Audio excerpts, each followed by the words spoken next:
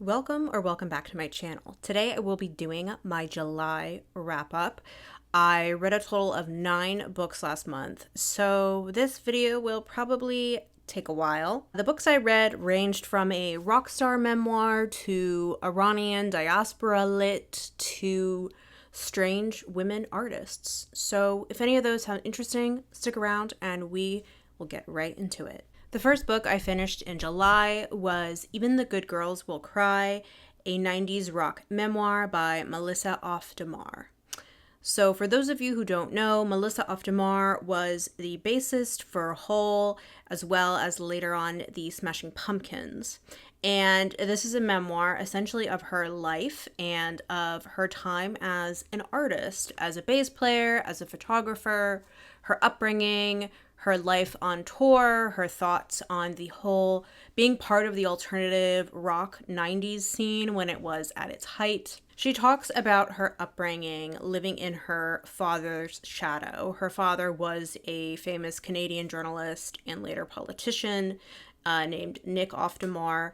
And up until she joined the band Hole and received international fame, she was always known as Nick's daughter.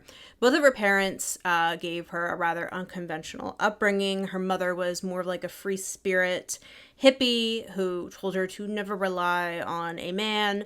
And her father had a very larger-than-life personality, and he was also a heavy drinker. She gets into music and creating art at a young age, and her journey actually really begins in the very early 90s. I think she attends a show in Montreal where the Smashing Pumpkins are playing before they blow up, and someone hurls a bottle of glass at the musicians on stage. And after the show, she goes up to Billy Corgan and she apologizes on behalf of the city of Montreal. And from there on, they end up actually striking a years-long friendship.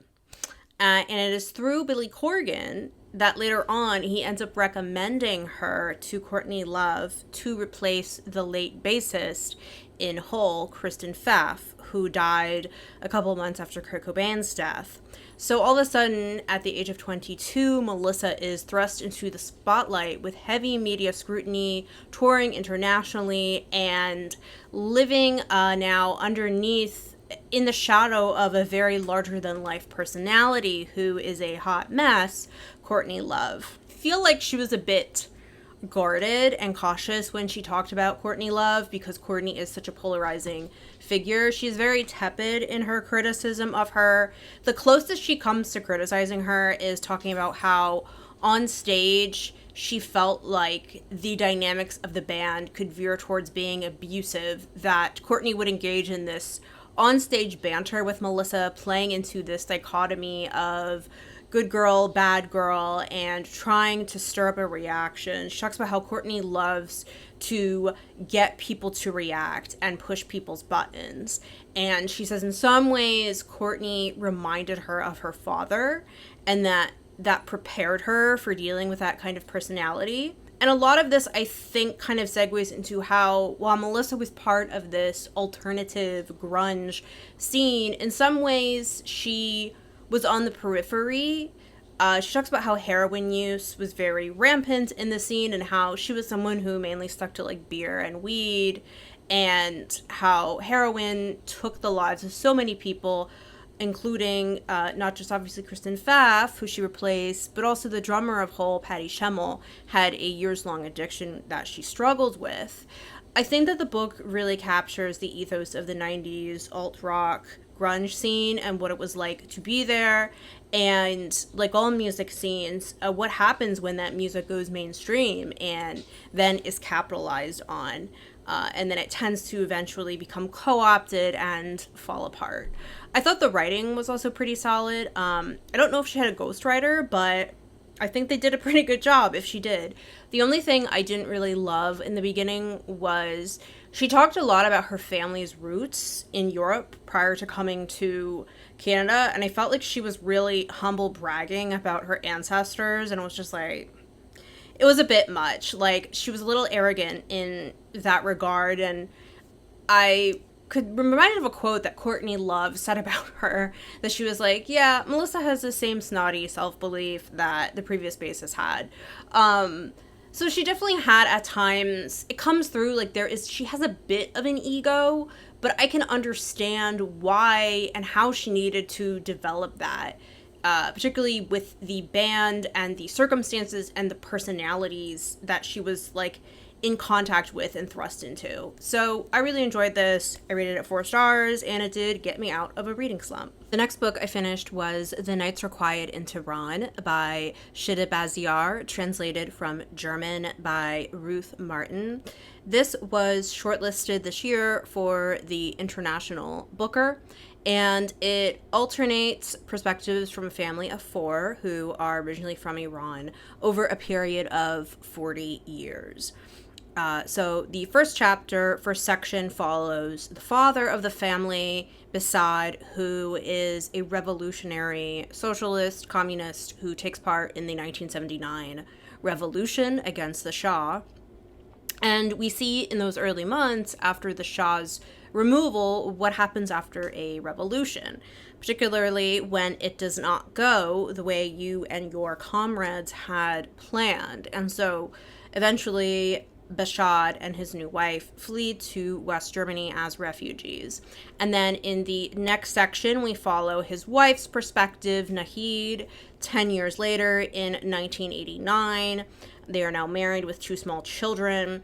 And then the next 2 sections are 1999, following the daughter who goes back to Iran to visit, and then the son's perspective in 2009. And then the last section is an epilogue. I felt this book was really strong and fascinating in the beginning, and then it eventually petered out. I think Basad's chapter was the most interesting because it's a period of history that is really just not well known. I think a lot of people are not aware of the different people that made up the Iranian Revolution. They only think of the Islamic fundamentalist side, and I think that the Iranian left has essentially been scrubbed from history. I think that hearing that perspective is really important, but I felt like the book gradually lost steam after that. It kind of blurred together because there isn't really, if we follow history, anything as significant as obviously a revolution that happens. The thing I didn't really like, though, is the ending. So spoilers, if you do plan to read this, you can skip ahead. The ending is actually sort of in the future, or like what the author hopes happens. And in this future, the Islamic Republic is overthrown by the Iranian people. And when I was first reading this, because everything up until this point had been grounded in reality, I was really confused. I was like, wait, when was this? What's happening? And there was like a weird throwaway line where it says this new government is now anti-terrorist and aligns with the US and Israel. And I was like, I had whiplash because I would think that like the author was somewhat sympathetic to socialist and communist and anti-imperialist struggles, and I'm not sure why she would want a new government to align with imperialist, shitty, abusive countries. Was kind of scratching my head on that. It was just a little weird. So I rated this 4 stars on Goodreads. It's like 3.75. I think that if you're gonna read it, I would recommend reading just like the first section. That is the most engaging, but I think it's like a necessary history and perspective that is often overlooked and needed. The next book I read was another Iranian diaspora book, and that was Women Without Men, a novel of modern Iran by Shahrnush Parsipur, translated from Persian by Faridoun Farrokh. This was also longlisted for the International Booker this year, which is weird because it had been translated in English years ago. So this follows 5 women in 1950s Iran who were all constrained by gendered expectations. And they all end up meeting each other in various different journeys in this garden outside of Iran. So there is a lot of magical realism in this book. It is very whimsical. There is a woman that comes to the garden and she places herself in the garden and she becomes a human tree. There is another woman that makes her way to the garden after escaping multiple murders, including one by her brother. And then she teams up with his wife, coming back as a ghost, and they make their journey to the garden. There's another woman who is a sex worker who suddenly starts to she sees all of her clients that they're all suddenly missing heads. And then there's another woman that kills her emotionally abusive husband. I liked this book, but for some reason, I think because it was so whimsical and short, I've had trouble remembering specific details. When I recounted this in my Women in Translation video, I actually completely forgot how many women were even in this novel. I mean, there is so much symbolism and there's a lot of violence against women, even more than what I just listed here. And all of these women are able to escape society's misogynistic violence by living in this women-only commune. And so creating their own space outside of society's rules. I think I probably might need another reread of this at some point. I thought it was decent. I rated it 3.75. 4 stars on Goodreads. The next book I read was called Clear by Carys Davies. This is a historical fiction book that I picked up in a little lending library. And it focuses on the Scottish clearances in the 1840s, where the government was forcibly evicting people, lower class people, in order to clear the land for sheep farming. So we follow a man named John who is sent to clear the last remaining tenant in a specific area. And this tenant, Yvonne, is known to be a recluse, and some people have heard that he is violent and mentally unstable. And so John travels to this remote area, and while he is there, he ends up falling off a cliff and injuring himself. Yvonne finds him and ends up nursing him back to health. However, neither of them speak the same language because Yvonne speaks a different kind of Gaelic, I guess. I'm sorry, I don't really know this region of the world that well. And John speaks English, but they are able to communicate and end up forming a friendship. However, in the back of John's mind, he is paranoid that Yvonne is going to find out why he is really there and kill him. Meanwhile, back at home, John's wife, Mary, is very paranoid because she has heard that this last remaining tenant is emotionally volatile. Now, this sounds really interesting. I don't understand why this book is rated so highly. I did not like the ending. I did not like it at all. And so, to get my honest thoughts on this, I have to spoil it. So, skip ahead. The ending comes out of nowhere.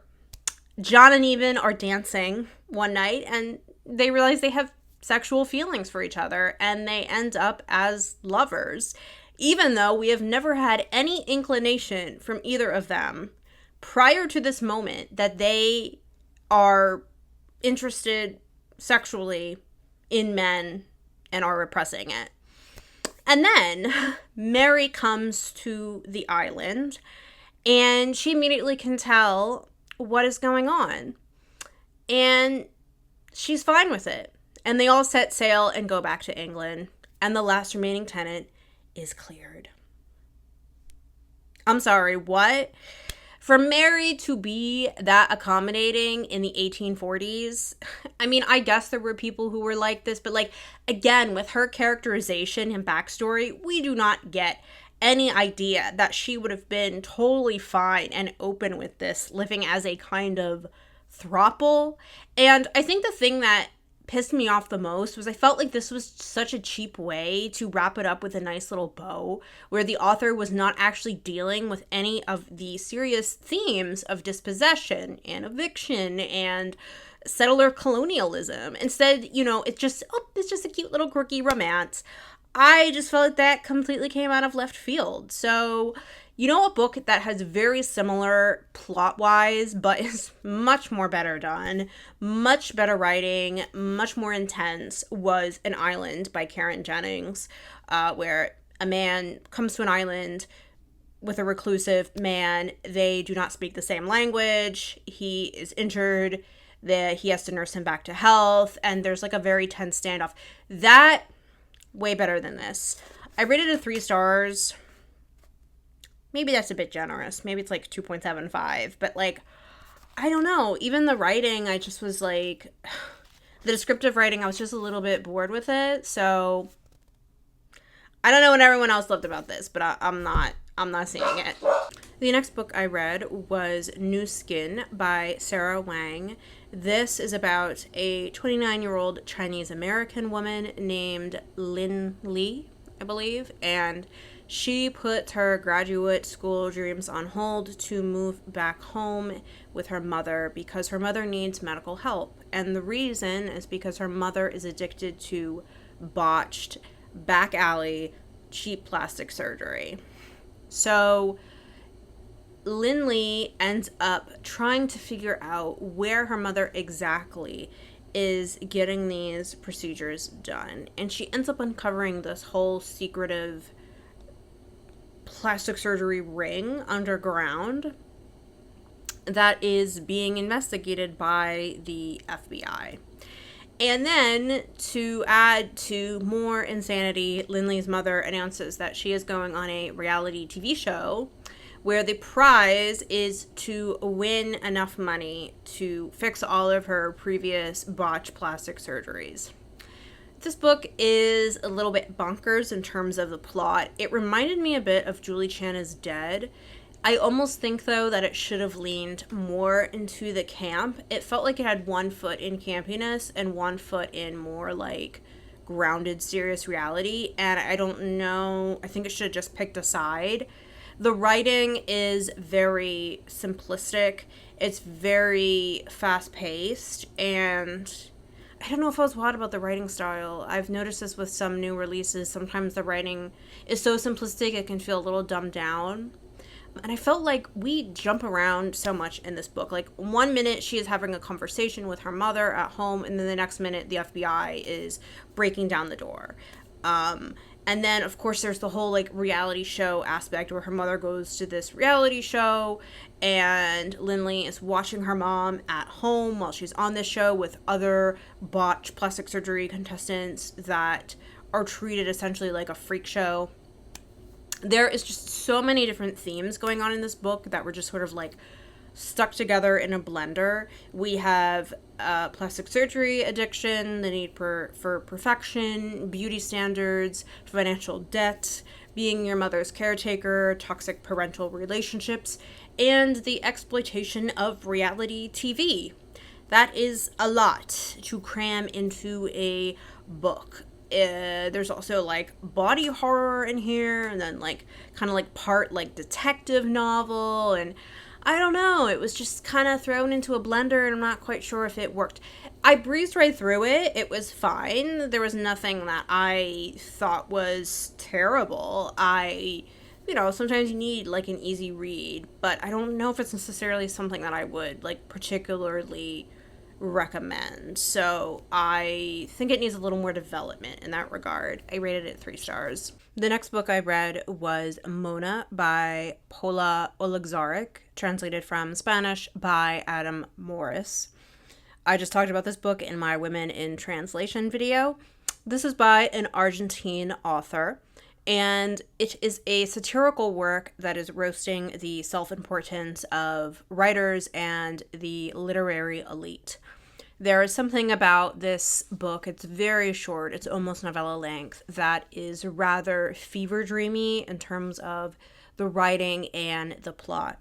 So we follow a Peruvian woman named Mona. She is Peruvian American. She is based in California.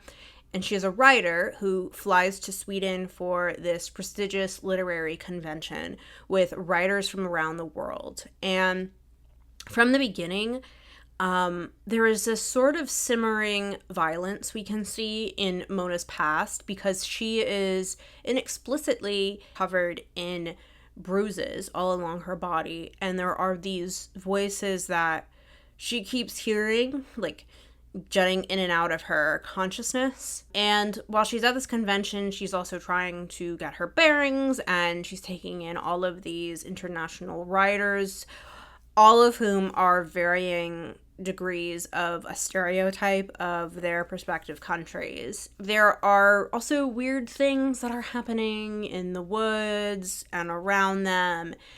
And so this book culminates in a very bizarre scene that I was not sure if it's magical realism or if it is actually just supposed to be a metaphor. Other than that, I liked the book overall. I think that I could see why maybe if you're not into the literary world or you're not like a writer, you might be like, this is too much. And I normally don't like reading about writers or writing because I think it is so overdone.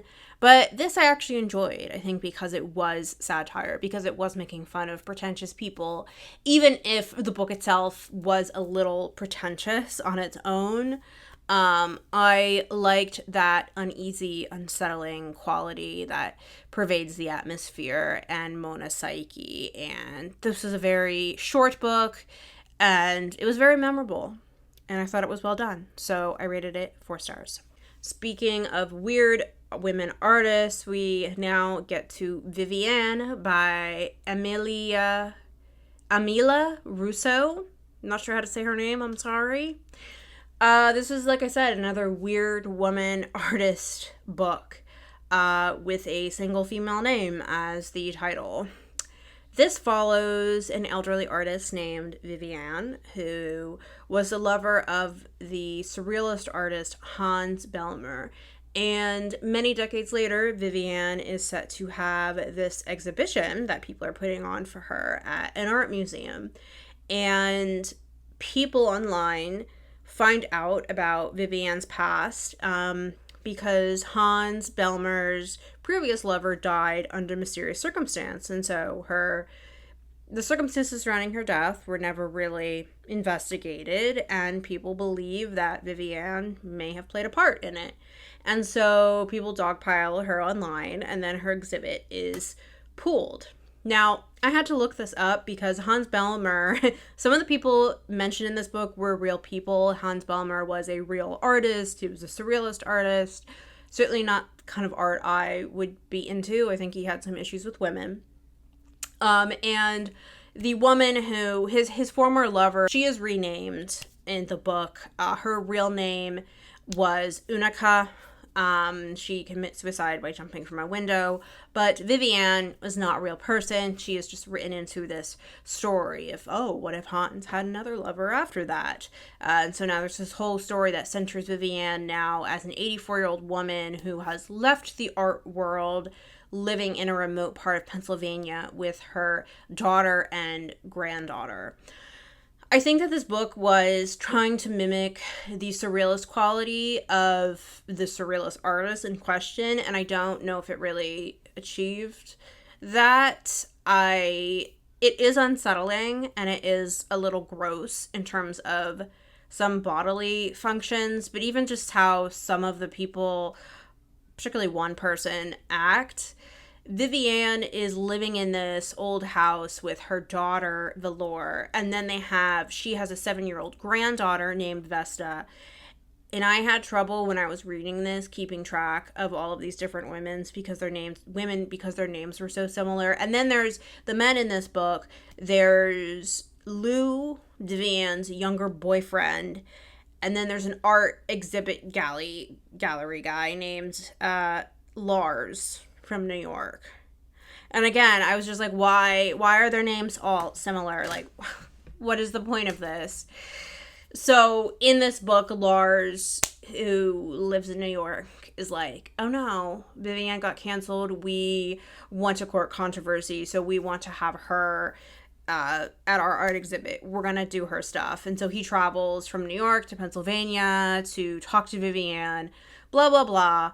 And the plot goes from there. Again, I have to talk about spoilers because the ending of this book was really, really weird in a way that I did not enjoy.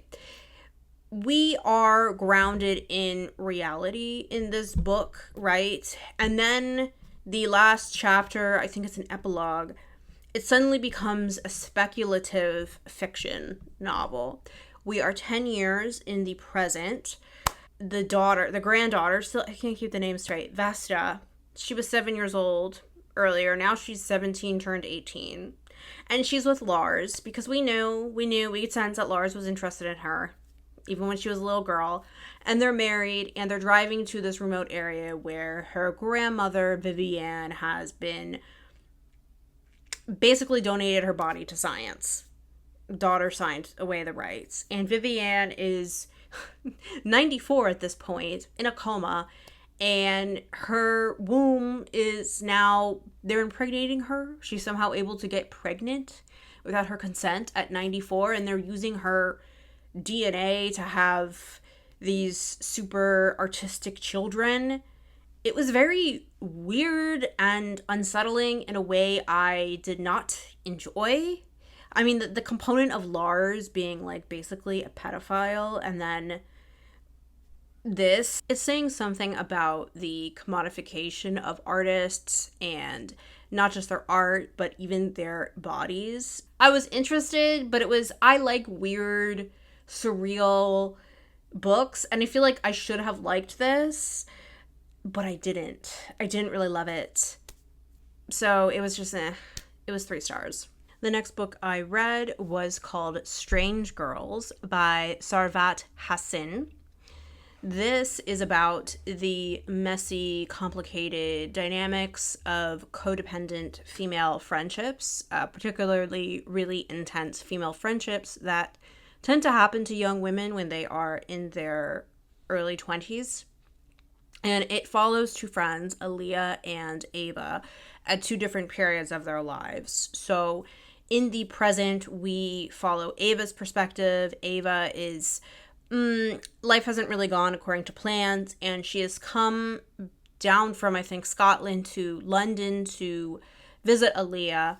She's staying at her house. They're attending a mutual friend's bachelorette. And Aaliyah and Ava have not spoken really in quite a long time, or until very recently. And then we get the backstory of their friendship in college, and those chapters, which are set in the early 2010s, are told from Aaliyah's perspective, but it's told in third person, whereas Ava's is in first person. And this is a book that really is all vibes, really not much plot. It felt very autobiographical in a sense. I did feel that the characterization was really well done. Everyone in this book did feel very realistic, like these could be real people.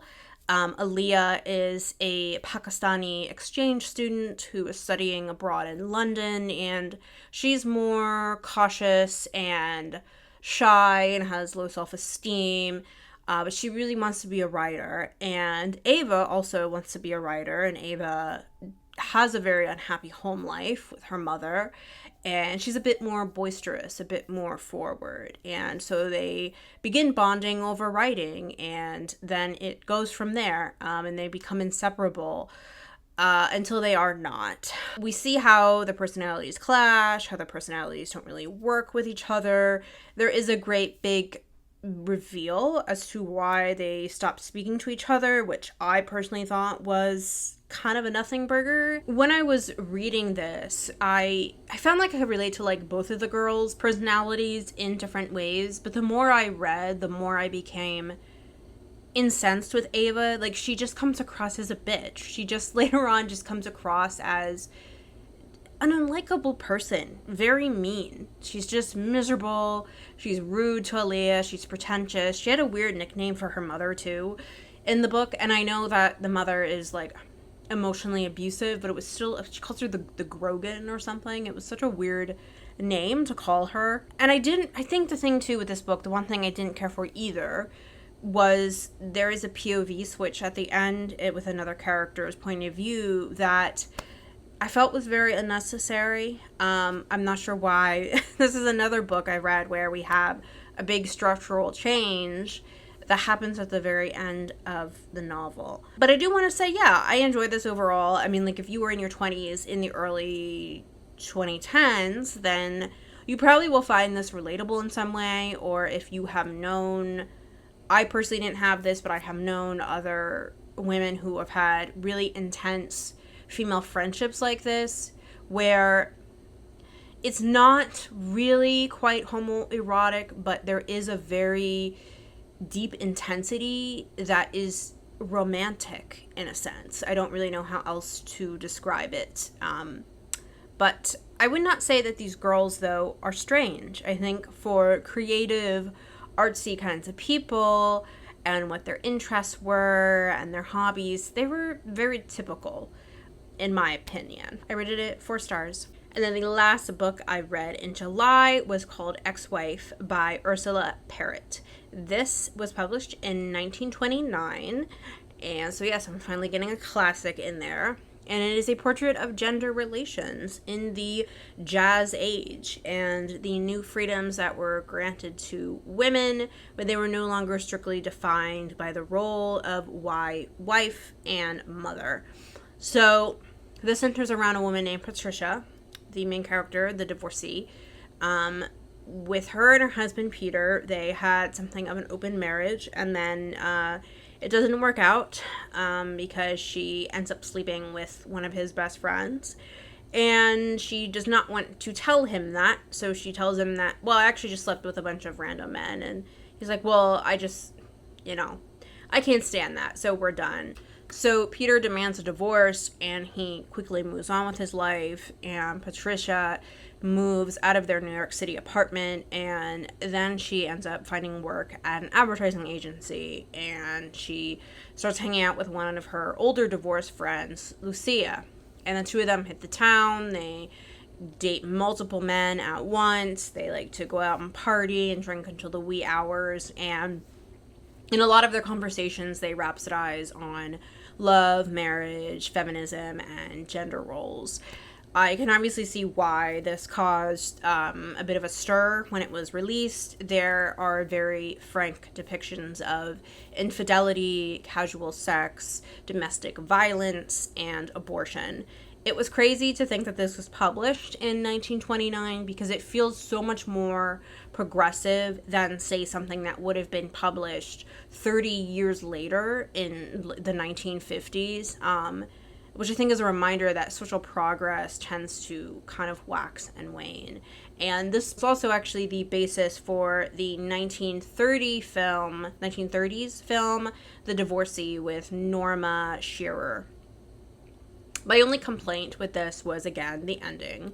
I feel like that was a common theme in July. I was not wild about a lot of these endings. So spoiler on that, it does basically leave Patricia in kind of a 365 situation where she just ends up marrying another man in a loveless marriage while pining for a different man.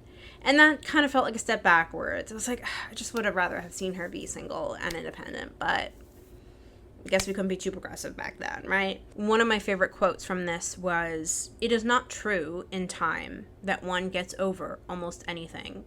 In time, one survives almost anything. There is a distinction." So yes, that's it. Those are all the books I read in July. Let me know if you have read any of these books, or if you would like to, let me know what your favorite read in July was. And yeah, I will see you in the next one. Bye-bye.